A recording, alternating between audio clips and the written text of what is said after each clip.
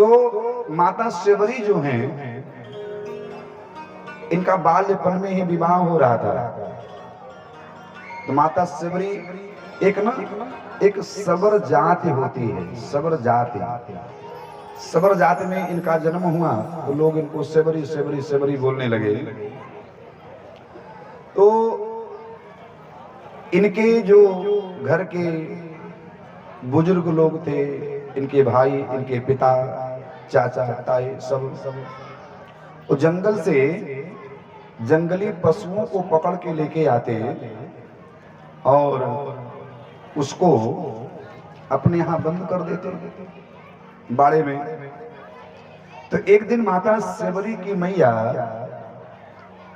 इनके बाल को संवार रही थी, कंघी कर रही थी। सेवरी ने पूछा, मैया ये इतने सारे पशुओं को काहे को इकट्ठा किया जा रहा है?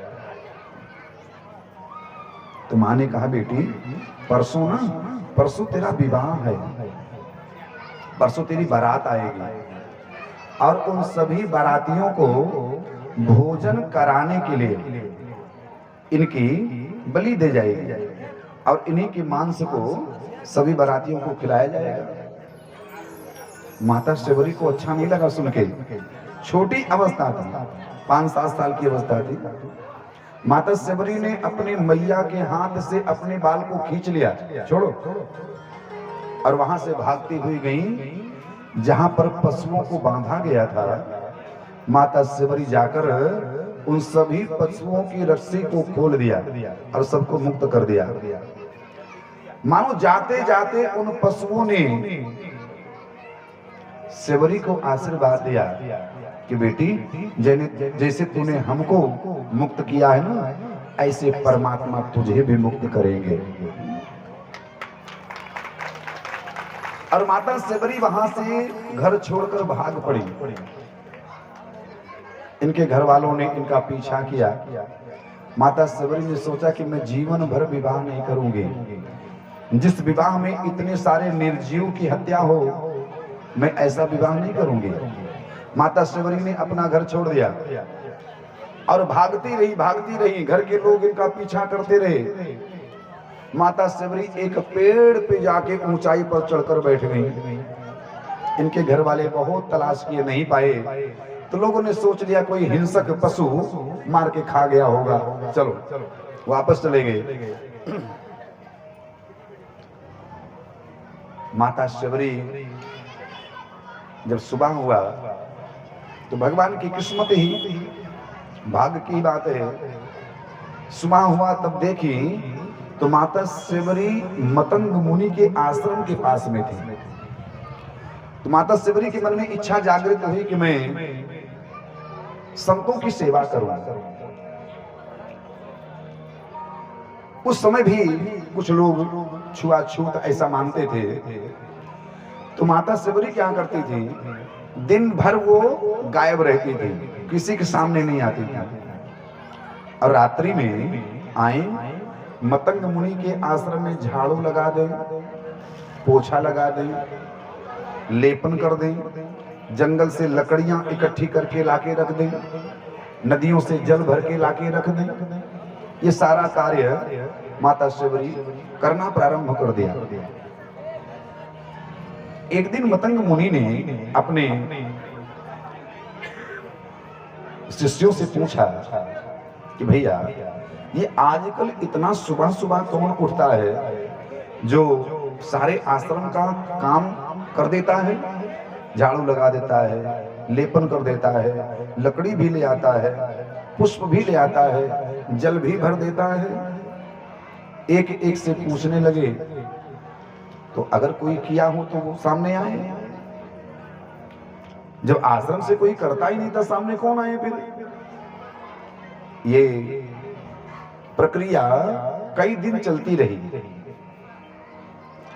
मतंग मुनि सोचे कि ये कैसा सेवादार है जिसकी सेवा नजर आती है लेकिन सेवादार नजर नहीं आता। आज सेवादार नजर आते हैं लेकिन सेवा नजर हमारे अर्जुन और प्रमोद जी बता रहे थे कि महाराज सेवादार तो बहुत नजर आ रहे हैं लेकिन सेवा नजर नहीं आ रही है। आज सेवा नजर नहीं आती, लेकिन सेवादार बहुत नजर आते हैं। धन्य है मतंग मुनि का आश्रम, जिनके आश्रम में सेवा नजर आ रही थी, लेकिन जो सेवा कर रहा था वो नजर नहीं आ रहा था। एक दिन महात्माओं ने सोचा कि भैया ये कौन है जो रात्रि में आके सेवा करता है, हम इसकी खोज करेंगे। रात्रि भर महात्माओं ने बैठकर देखा कि कौन आता है। तो रात्रि में कोई और नहीं, एक छोटी सी कन्या 8-10 साल की बिटिया वो जंगल से लकड़ी जल लेकर आ रही थी। इस सारे महात्मा लोग घेर लिए, कौन है तू, तूने मेरे आश्रम को अपवित्र कर दिया, कहां से आई है। सब डांटने लगे, बड़ा शोर होने लगा। तो उस शोर को सुन के मतंग मुनि बाहर आए और देखे थे महात्मा लोग शबरी को घेर रखे थे, बड़े जोर जोर से उसको डांट रहे थे। मतंग मुनि आए, सबको पीछे किया और कहा बेटी तू कौन है। छोटी सी कन्या रोने लगी। मतंग मुनि उसको अपने साथ ले गए। बेटी तू कहां से आई है, कौन है, किसकी बेटी है, और इस जंगल में तू कैसे आई। शबरी ने आप बेटी सब सुना दी। मतंग मुनि ने माता शबरी को अपनी बेटी बना लिया और कहा बेटी आज से ना तुझे आश्रम का कोई भी काम नहीं करना, जो तेरी इच्छा होगी वो तू करना, बाकी तू कोई काम नहीं करेगी। और मतंग मुनि ने छोटी सी बिटिया माता शबरी को अपनी शिष्या बना लिए और उसको मंत्र दीक्षा दे दी। कहा बेटी तू इस मंत्र को खूब जप करना, खूब जप करना। जैसे हर किसी के जीवन में अंतिम क्षण आता है, जब मतंग मुनि के जीवन में अंतिम क्षण आया, सारे शिष्य लोग आए, सबको कुछ न कुछ मतंग मुनि ने दिया। किसी को अपनी माला दी, किसी को अपनी गोमुखी दी, किसी को अपनी आसनी दी, किसी को कमंडलू दिया, किसी को कुछ दिया। जो था सभी शिष्यों में बांट दिया। सबसे अंत में ये शबरी आई। मतंग मुनि ने कहा बेटी तू ना इस आश्रम को छोड़ के कभी जाना मत, मैं तो अब जा रहा हूं। शबरी ने कहा बाबा आप कहां जा रहे हैं। मतंग मुनि ने कहा बेटी मैं ऐसी जगह जा रहा हूं ना जहां जाने के बाद कोई वापस नहीं आता। बाबा ऐसा कौन सा स्थान है। बाबा मैं भी आपके साथ में चलूंगी, मैं आपके बगल रहूंगी नहीं। शबरी ने कहा नहीं, मतंग मुनि ने कहा नहीं बेटी तुझे इसी आश्रम में रहना है। और बेटी चाहे कोई विपत्ति आए, कोई भी समस्या हो, लेकिन तू मुझसे एक वादा कर, तू इस आश्रम को छोड़कर कभी जाएगी नहीं। शबरी ने कहा बाबा मैं नहीं जाऊंगी। मतंग मुनि ने कहा बेटी मैं तुझे आशीर्वाद देता हूं, तुझे कहीं जाने की जरूरत नहीं पड़ेगी। एक दिन स्वयं तुझे ढूंढते हुए भगवान राम स्वयं आएंगे। और उसी दिन से माता शबरी राम जी की प्रतीक्षा करने लगी कि मेरे गुरु जी ने कहा है कि राम जी जरूर आएंगे, गुरु जी ने कहा है। और शबरी पूछती है, कोई कौवा आकर अगर मुंडेरी पर बैठ जाए तो उस कौवे से माता शबरी पूछती हैं कि बोल बोल कागा मेरे राम कब आवेंगे।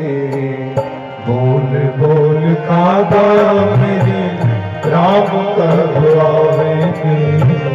राम कब आवेंगे, राम कब आवेंगे, राम कब आवेंगे। बोल बोल कागा मेरे राम कब आवेंगे। बोल बोल कागा मेरे राम कब आवेंगे।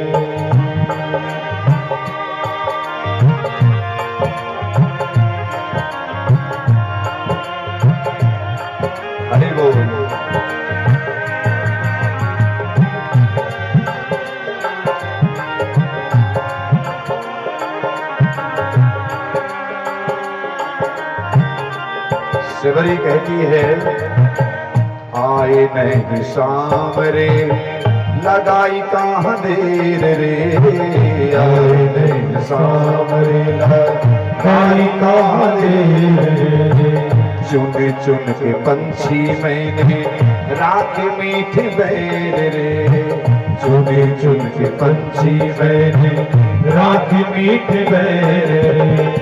बलि बलि जाऊंगी, बलि बलि जाऊंगी जब राम मेरे खाएंगे, बोल बोल कागा मेरे राम कब आएंगे, बोल बोल कागा मेरे राम कब आएंगे, बोल बोल कागा मेरे राम कब आएंगे, बोल बोल कागा मेरे राम कब आएंगे।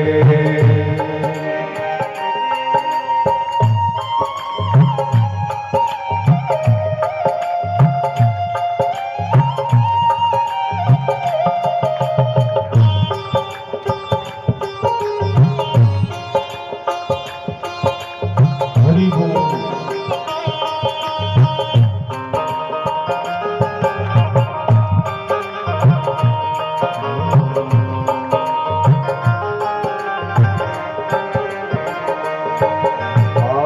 आए नहीं सांवरे, आए नहीं सांवरे लगाई कहाँ देर रे, आए नहीं सांवरे लगाई कहाँ देर रे। शिवरी कहती है कि अभी मेरे प्रभु आए नहीं, और हे कागा अगर तुमने उन्हें ना देखा हो तो मैं तुम्हें उनकी पहचान बताती हूँ कैसे हैं।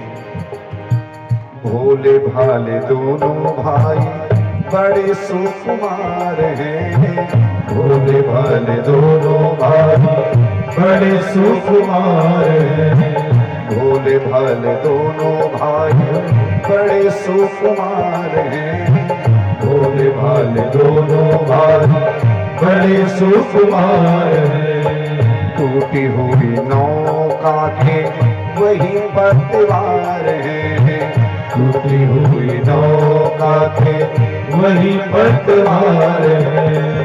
मुझसे अभागी के, मुझसे अभागी के भाग्य कब जगावेंगे, बोल बोल कागा मेरे राम कब आवेंगे, बोल बोल कागा मेरे राम कब आवेंगे, राम कब आवेंगे, राम कब आवेंगे, राम कब आवेंगे, बोल बोल कागा मेरे राम कब आवेंगे, बोल बोल कागा मेरे राम कब आवेंगे, बोल बोल कागा मेरे राम कब आवेंगे, बोल बोल कागा मेरे राम कब आवेंगे। महाराज अगर इंतजार करना हो तो शिवरी की तरह इंतजार करो। माता शिवरी ने बचपन से भक्ति प्रारंभ की, वृद्धा अवस्था आ गई लेकिन विश्वास नहीं खोया। माता शिवरी ने विचार किया एक दिन कि हो सकता है कि जब मैं भोजन बनाने के लिए जाती हूँ और मैं रसोई में रहती हूँ, क्या पता उस समय मेरे राम जी आए और देखे कुटिया में कोई नहीं है, तो कुटिया को खाली देखकर कहीं ऐसा ना हो कि राम जी आगे बढ़ जाए चले जाएं। तो इसलिए माता शिवरी ने क्या किया, संकल्प कर लिया कि आज से मैं भोजन ही नहीं बनाऊंगी, भजन ही करूंगी, इंतजार करूंगी। भोजन बनाना बंद कर दिया। फिर कुछ वर्षों तक ऐसी सेवा चलती रही।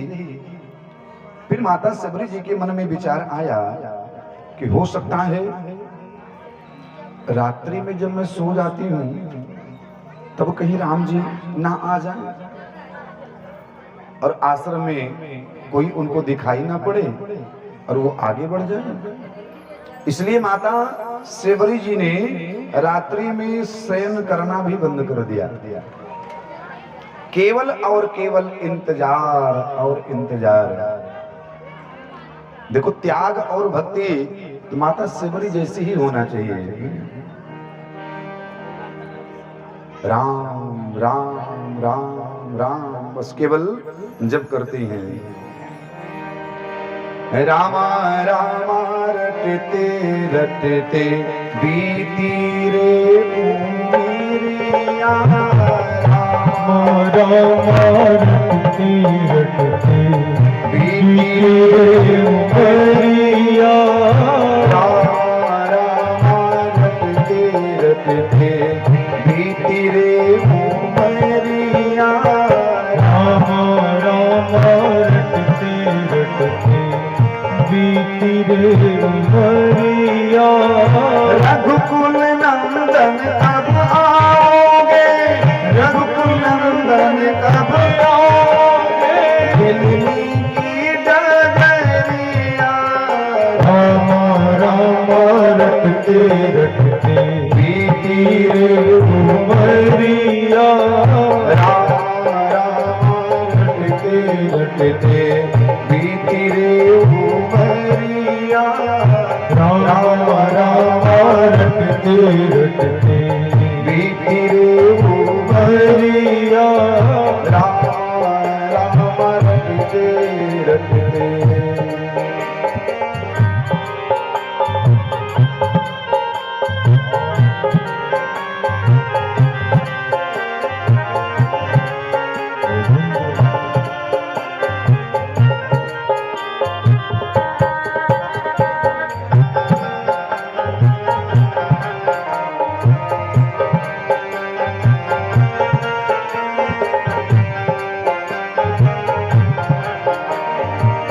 मैं सेवरी भिलनी की जाए, भजन भाव नहीं जानू रे।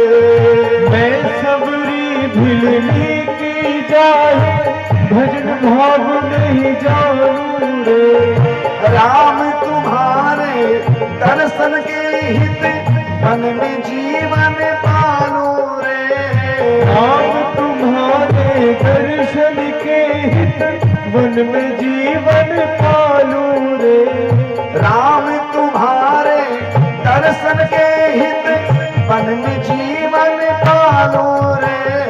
राम तुम्हारे दर्शन के हित वन में जीवन पालू रे।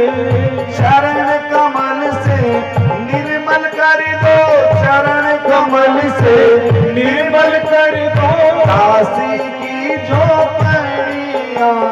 राम रामा रटते रटते बीती रे उमरिया। राम राम रटते रटते बीती रे उमरिया। रघुकुल नंदन कब आओगे, रघुकुल नंदन कब आओ, भिलनी की डगरिया। राम रामा रटते रटते बीती रे उमरिया। राम राम रटते रटते बीती रे उमरिया। राम राम रटते रटते हरि बोल।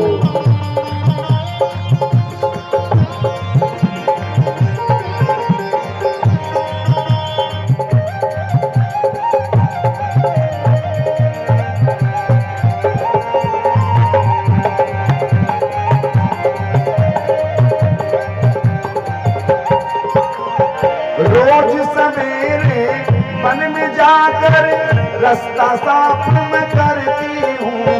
रोज सवेरे वन में जाकर रास्ता साफ मैं करती हूँ। अपने प्रभु के खातिर बन से चुन चुन के फल लाती हूँ। अपने प्रभु के खातिर मन से चुन चुन के फल लाती हूँ। मीठे मीठे बहरन से हरि लाई रे छबरिया राम रटते रटते बीती उमरिया राम राम रटते रटते बीती रे उमरिया रघुकुल नंदन कब आए रघुकुल नंदन कब आए दिलनी की डगरिया राम राम रटते रटते बीती रे उमरिया राम राम रटते रटते बीती रे उमरिया राम राम रटते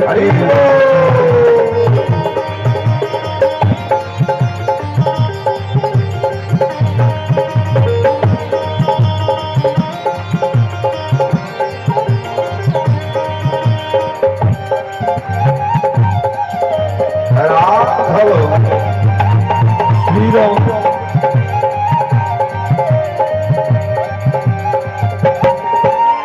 सुंदर श्याम सलोनी सूरत नैनन बीच बसाओगे सुंदर श्याम सलोनी सूरत नैनन बीच बसाऊंगी पद पंकज की रज धरि मस्तक चरणों में शीश नवाओगी पद पंकज की रज धर मस्तक चरणों में शीस झुकाऊंगी प्रभु जी मुझको भूल गए क्या प्रभु जी मुझको भूल गए गो दास की खबरिया राम राम रटते रटते बीती रे उमरिया राम राम रटते रटते बीती रे उमरिया राम राम रटते रटते बीती रे उमरिया राम राम रटते रटते बीती रे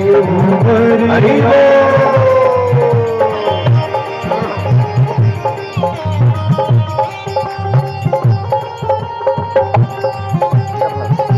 पकड़ा पकड़ा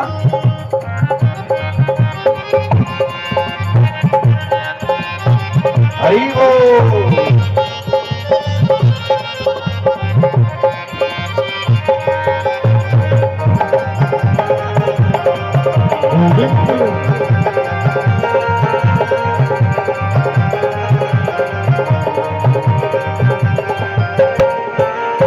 नाथ तुम्हारे दर्शन के हित ना तुम्हारे दर्शन के हित मैं अब लायक नारी हूँ नाथ तुम्हारे दर्शन के हित मैं अब लायक नारी हूँ दर्शन बिन दो नैना तरसे दिल की बड़ी दुखियारी हूँ दर्शन बिन दो नैना तरसे दर्शन की दुखियारी हूँ मुझको दर्शन दे दो दया में मुझको दर्शन दे वो दया में डालो मेहर नजरिया राम राम रटते रटते बीती रे उमरिया राम राम रटते रटते बीती रे उमरिया रघुकुल नंदन कब आगे रघुकुल नंदन कब आओगे दिलनी की डगरिया राम राम रटते रटते बीती रे उमरिया राम राम रटते रटते बीती रे उमरिया राम राम रटते रटते बीती रे उमरिया राम राम रटते रटते बीती रे उमरिया रामचंद्र भगवान की जय। माता सेवरी जी के विषय में एक कथा मैंने सुनी थी कि माता सेवरी जी पूर्व जन्म में एक राज घराने की महारानी थी। पूर्व जन्म में एक राज घराने की महारानी थी। तो एक बार ये राज घराने के साथ में अपने पूरे परिवार के साथ में प्रयागराज में महाकुंभ का मेला लगा, तो वहां पर स्नान करने के लिए अपने पूरे परिवार के साथ में गई। तो इधर राजघराने का शिविर था, माने पंडाल था, और साथ में ही एक पर्दे का ही आड़ था। उधर संतों की मंडली थी। रात्रि में संत मंडली सुंदर कीर्तन गा रहे थे, आनंद कर रहे थे, भाव विभोर हो रहे थे। तो राजकुमारी, राजमाता माने जो महारानी जी थी, उन्होंने महाराज से निवेदन किया, क्या मैं संतों के बीच में बैठकर भजन संकीर्तन सुन सकती हूँ, गा सकती हूँ, आनंद ले सकती हूँ? तो राजघराना के जो लोग थे, राजमाता थी, राजा लोग थे, उन सभी ने मना कर दिया कि नहीं, तुम एक महारानी हो, राजघराने से हो, और इस प्रकार से संतों महात्माओं के बीच में बैठकर तुम भजन से कीर्तन गाओगी, नाचोगी, तो ये शोभा नहीं देता है। तो जो रानी महारानी जी थी, उनको ये बात अच्छी नहीं लगी। उन्होंने कहा, मैं क्या करूंगी ऐसे राजघराने को लेकर, जिस राजघराने में होकर मैं भगवान का भजन नहीं कर सकती, संतों का दर्शन नहीं कर सकती। तो कथा कहती है कि उसी रात्रि में महारानी ने गंगा जी में छलांग लगा दी और उन्होंने अपना शरीर छोड़ दिया। और मरते समय उन्होंने गंगा मैया से प्रार्थना किया कि मां, अगला जन्म बेशक मुझे राजघराना ना मिले, लेकिन अगला जन्म ऐसा मिले कि आपके संतों का दर्शन मिले, आपके भक्तों का दर्शन मिले, ऐसी कृपा करना। तो वही महारानी अगले जन्म में आकर सेवरी बनी, और माता सेवरी की जो इंतजार की घड़ी थी, आज वो पूरी हुई। भगवान राम माता सेवरी के आश्रम में आए। माता सेवरी ने दोनों भाइयों को देखा, श्याम गौर सुंदर दो भाई, सेवरी परी चरण लपटाई। माता सेवरी चरणों में साष्टांग प्रणाम किया और अपने गुरु जी को याद किया। गुरु जी की बात आज याद आ गई, आंखों में प्रेम के आंसू आ गए। चरणों पर प्रक्षालन किए, कंदमूल फल सामने रखा। अब रामायण में तो बेर का उल्लेख नहीं है कि माता सेवरी ने बेर का फल खिलाया, कंदमूल फल का उल्लेख है रामायण में, कंदमूल फल। लेकिन भक्तों के अपने अपने भाव हैं, तो माता सेवरी ने भगवान को फल खिलाए। जैसा आज के सभी भक्त कहते हैं, माता सेवरी ने बेर खिलाए। भगवान राम बड़े प्रेम से पा रहे हैं। माता सेवरी, लोग कहते हैं कि माता सेवरी ने भगवान को जूठे फल खिलाए। भाव है, जूठे फल सेवरी के खाए, बहुविध स्वाद बताए। ये भी स्वीकार है, भगवान भाव के भूखे हैं। अथवा मतंग मुनि की शिष्या भगवान राम को जूठा फल खिलाए, ये बात हजम नहीं होती है।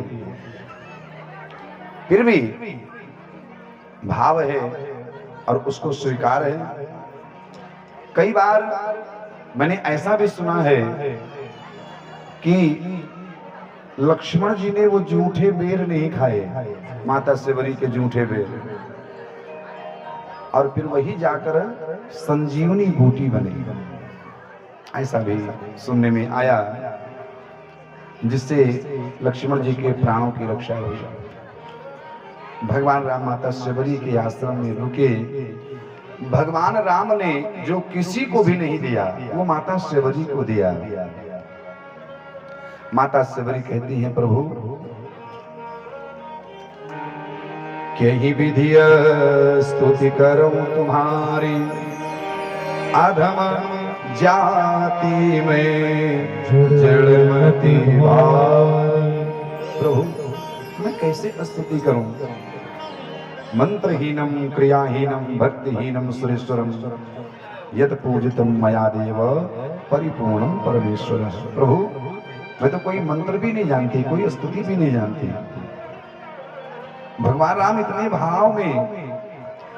और देखो माता सेवरी वृद्धा हो चुकी हैं, लेकिन राम जी कहते हैं कि कह रघुपति सुन भामिनी बाता, रघुपति सुन भामिनी बाता, रघुपति सुन भामिनी बाता, रघुपति सुन भामिनी बाता, मानहु एक भगति करनाता, मानहु एक भगति करनाता, मानहु एक भगति करनाता, मानहु एक भगति करनाता। एक बड़ी अच्छी बात सुनने की और समझने की, जो भगवान राम स्वयं अपने मुख से कह रहे हैं।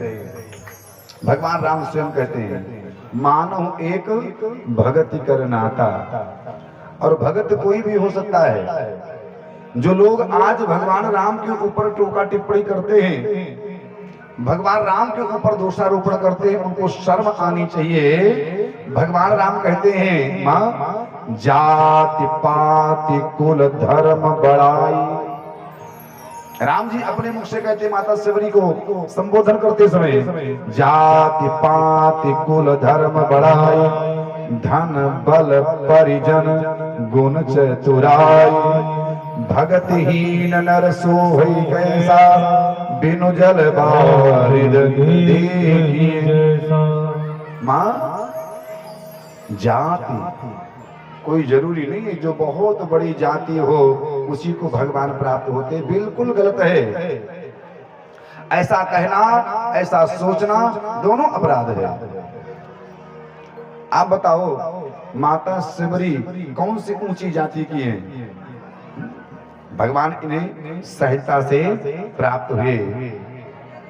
कौन सा इनका कुल बहुत बड़ा है लेकिन सहजता से प्राप्त हुए। कौन सा इनके पास धन है?